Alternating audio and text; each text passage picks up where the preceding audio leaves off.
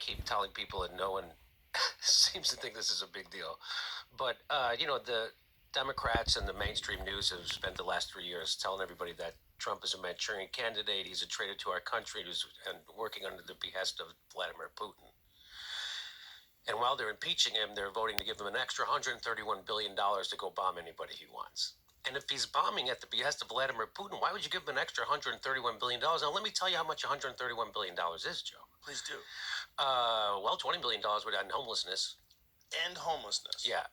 Is that real though? That's the we figure. Can get to that in a moment. But let's just say it's 20. Okay. Let's just say it's 20 billion a year, not just once, right. But every year you'd have to spend 20 billion. Right. Okay, guess what? They're spending an extra 131 billion since Trump took office. Every year going forward on bombs. 131 billion. Everybody go to college. 110 billion, we'd have no homeless people. Yes, if they took that money and put it towards it. That's a lot. So somebody told me the difference between $1 million and $1 billion. So I read this. So I don't know. Maybe you want to fact check, make sure I'm not full of shit again. But so like 1 million seconds would be like 11 days. But 1 billion seconds is like 33 years. Yeah. Something like that. I'm not sure but it's close. Yeah. So that's $131 billion could do a lot of good things.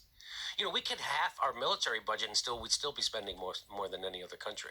Now, why do you think that they would do that? Why do you think while they're impeaching him, they would also approve this incredible budget increase for military? Because they're owned, right, by the military-industrial complex. That's why, because they, the defense secretaries just came right from Raytheon. Right? The guy before, who was Secretary of State, came right from Exxon. I mean, come on. That's the beauty of Trump is like, you don't have to figure it out. it's right there. They asked him the other day about, his criticisms of how he's handling. He goes, where they said I didn't pull out of Syria, and I did, but I left troops for the oil. They're just there to guard the oil. And it's like, he just says it. Yeah. So, which proves he's the funniest president we've ever had. Oh, for sure. Oh, no doubt. No doubt. No doubt. I thought George Bush was funny. This guy, he's intentionally and unintentionally the funniest president we've ever had. Like the other day, he was doing a signing. So in 2019 was the 100-year anniversary, the centennial anniversary of women getting the right to vote, women's suffrage. So he was signing a thing commemorating it, the 100-year. They're going to have a coin. And as he said it, he goes, I heard they've been working on getting this done for a long time. I wonder why it finally happened now. Well, because the centennial is now, dummy. You can't do it. Why didn't 100 years happen faster? And he's sitting around going, well, we get stuff done. That's why it happened. And they're all looking at him like, okay, Mr. President. But he straight faces it. It's hilarious. Do you think he's on speed?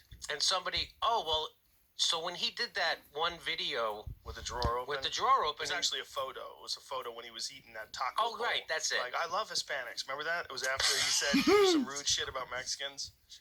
So he does this taco bowl thing, saying that Trump Tower is the best taco bowls. I love Hispanics. Yes, and the drawer was open, and you saw he had that stuff from England or whatever, right? The Sudafed. Super powerful pseudoephedrine, which is essentially a type of speed.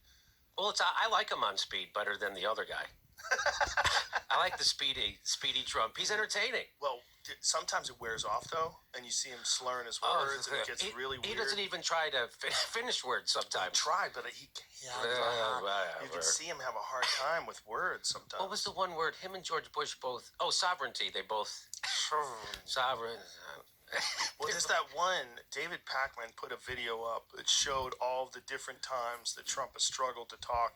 But there's one that's really disturbing because it's obvious he's under some sort of sedative or he's coming down from some speed and he's barely staying awake while he's talking. It's like if you called me at 3 o'clock in the morning and I just worked 24 hours in a row, and you're like, hey man, what are you doing? Oh fucking Jesus. It's literally like that. But yet, you never seen it? No, I haven't seen it. No. See if you can find it. Because it's really bonkers. Because when you hear him talk, you're like, oh my God. Like this, and there was no discussion of this. It's not like he came out later and said, hey, guys, I had a bad night last night. Somebody slipped me a Mickey. It was a real issue. Well, his whole thing is he's a teetotaler, right? That's nonsense. Is it? Yeah, the pseudoephedrine. But then it turns out he's doing, pharmaceuticals. Yes. Yeah. He's doing what's legal. That's what it is. Yeah.